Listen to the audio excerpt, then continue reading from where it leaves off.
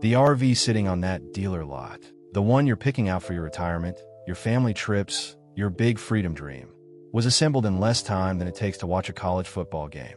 For hours. That's the real build window for a modern travel trailer rolling off an Elkhart, Indiana production line during the post-pandemic boom. Not 4 days, not 4 shifts, 4 hours, from bare frame to ready for delivery, put together in many cases by workers who started that same week. An RV dealer on an industry conference call spelled it out for anyone willing to listen. Some of the worst product he'd seen in 30 years.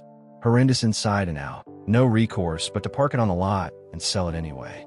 That wasn't a disappointed customer venting. That was a guy whose livelihood depends on moving these things. And if the people whose paychecks come from selling RVs are telling each other the quality is horrendous, what do you think they're telling you on the showroom floor?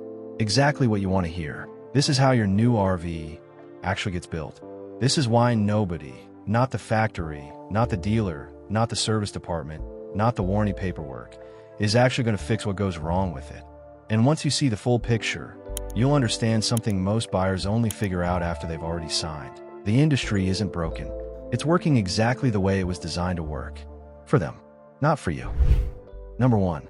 The 4-hour build isn't an exaggeration.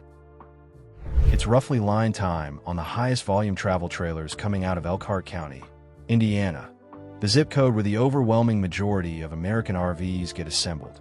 Not a boutique operation, not a specialty plant. Elkhart, the same square miles of industrial parks where every major conglomerate, Thor, Forest River, Winnebago, runs assembly lines that ramp up and ramp down with the RV trade show calendar. During the pandemic boom, demand went vertical. Dealers couldn't keep inventory. Factories couldn't hire fast enough.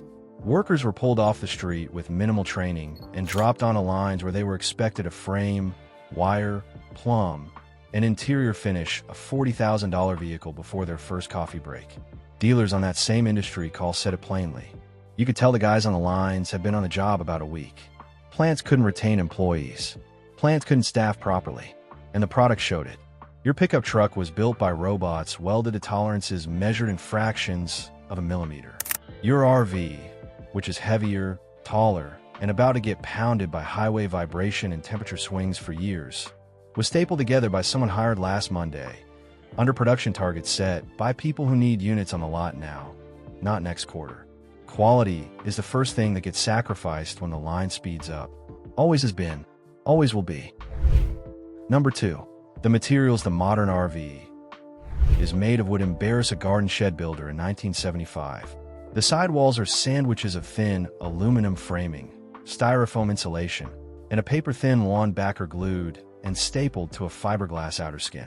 The floors use the same philosophy. Thin wood, minimal framing, whatever passes rolling inspection. Wiring is stapled. Plumbing uses PX runs that get zip-tied and forgotten. Roof membranes are EPDM or TPO rubber sheets glued down and sealed at every penetration with a bead of lap sealant that starts degrading under UV the moment the RV leaves the factory. None of this is a secret. None of this is a scandal. It's just cost engineering. Every material choice in your RV is the cheapest thing that will pass a dealer walkthrough on delivery day. The problem is dealer walkthroughs don't exist to catch manufacturing defects. They exist to close sales. So those paper-thin sidewalls end up on the road with staples already loose, seams already weak, and a roof that needs inspection every 90 days for the rest of its life, whether you knew that or not. Number 3. The quality control of the factory is theater, and the problems it misses are catastrophic. An independent NRVA certified inspector in Missouri documented a brand new RV, already passed through factory inspection and dealer inspection, where the toilet wasn't connected to the black tank. Flush it and the contents emptied directly into the basement of the coach. Same RV, cracks in the fiberglass sidewall of the slide-out, baggage door locks that wouldn't latch. Another inspector in Florida found water damage on a unit manufactured in December and sitting on display at the Tampa RV Super Show in January. Swollen, softwood in a cabinet near the furnace vent and water heater. Never towed, never owned, already rotting. Propane leaks on brand new units. LP detectors and smoke detectors that weren't wired or weren't working. That's not isolated. That's what independent inspectors find routinely when they look at units fresh off the transporter. The factory inspection is a sticker. The dealer inspection is a checklist someone initials with a pen. The actual condition of your RV the day you take delivery is whatever the factory didn't bother fixing plus whatever happened on the dealer lot. And nobody in the chain has any real incentive to find it before you pull it off the lot and make it your problem. Number 4. Here's where the industry's real trick shows itself. The warranty isn't a safety net. The warranty is a legal cage, carefully engineered to protect the manufacturer and leave you holding the bag. Pull up the actual warranty language from any major towable manufacturer and read it the way a lawyer would. Grand Design, one of the more consumer-friendly brands, offers a 3-year limited structural warranty. Sound great, until you read what structural means. It's the laminated sidewall, end wall, roof, and floor assembly. Nothing else. The furnace? Separate warranty from the furnace manufacturer. The air conditioner? Separate. The refrigerator, the slide mechanism, the water heater, the plumbing, the electrical, the awning, every single appliance and system that's actually going to break, not covered by the manufacturer of your RV. You're expected to chase down each component maker yourself. And it gets worse. You have to notify the dealer and the manufacturer within 20 days of discovering a defect, or the claim can be denied. You have to inspect all exterior seals every 3 months and maintain them annually. And if you want any structural claim related to water intrusion honored, you have to produce documentation that you did it. No documentation, no claim.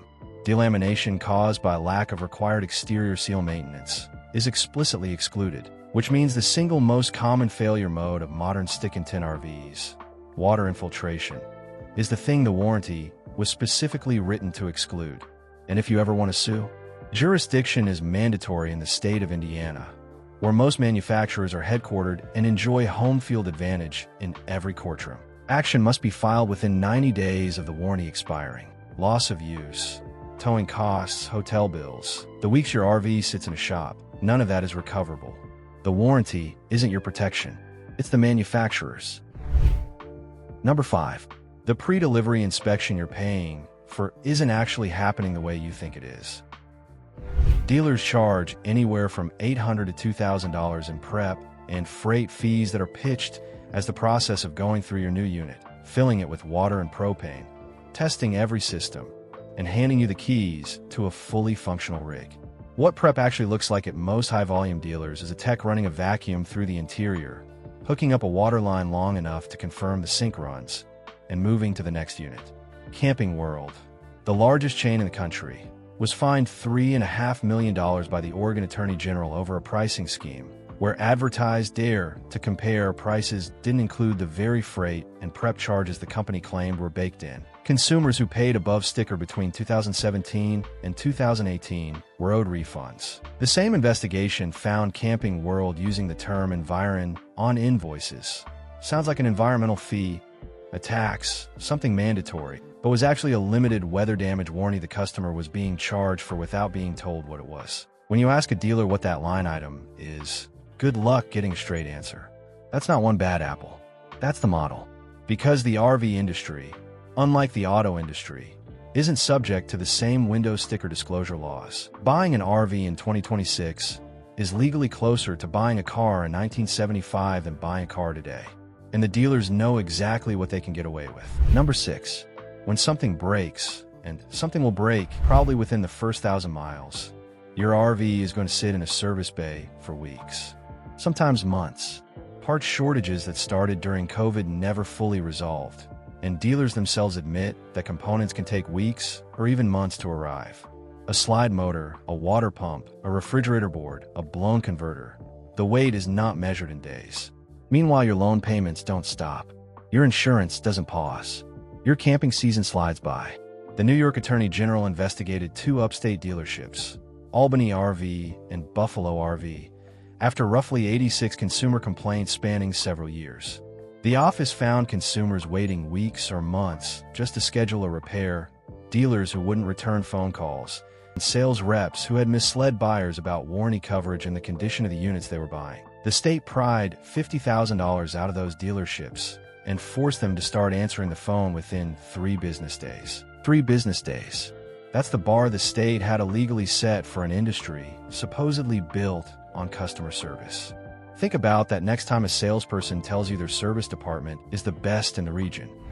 Number 7. The end game is that the entire transaction is structured around asymmetry. The dealer knows exactly what you're getting. You don't. The finance office knows exactly what's in the warranty. You won't read it. The factory knows what gets stapled, what gets skipped, what doesn't get sealed. You'll never see the inside of that line. And when it all goes wrong, you're the one calling an 800 number, emailing service managers, paying for storage while your unit sits in a lot, watching your depreciation curve collapse in year 1 on a vehicle that loses roughly a third of its value the moment you drive it off the lot. Independent inspectors will tell you some dealers actively discourage customers from hiring a third-party NRVI inspector before purchase, and some won't even allow one until after the customer has taken delivery. Think about what that tells you. A dealer refusing an independent set of eyes on a product he wants to sell you is not a dealer who's confident in what he's selling. He's a dealer who knows exactly what the inspector is going to find. None of this is an accident. The 4-hour build isn't a pandemic symptom. The stapled sidewalls aren't a cost-cutting misstep. The warranty that covers nothing isn't a drafting error. The dealer that doesn't return phone calls isn't understaffed. Every single piece of the modern RV ownership experience, from the factory floor in Elkhart to the finance desk at the mega dealer to the service bay, where your unit will sit for 6 weeks waiting on a $100 part, is engineered to transfer risk from the industry to you and extract as much money from you as possible along the way. The people who walk out of this experience with their money and their sanity intact are the ones who figured it out before they signed, who got an independent inspection, who read the warranty line by line, who walked when something fell off. The rest find out the hard way. If you want more of the truth the RV industry is counting on you never hearing, subscribe, because we're just getting started.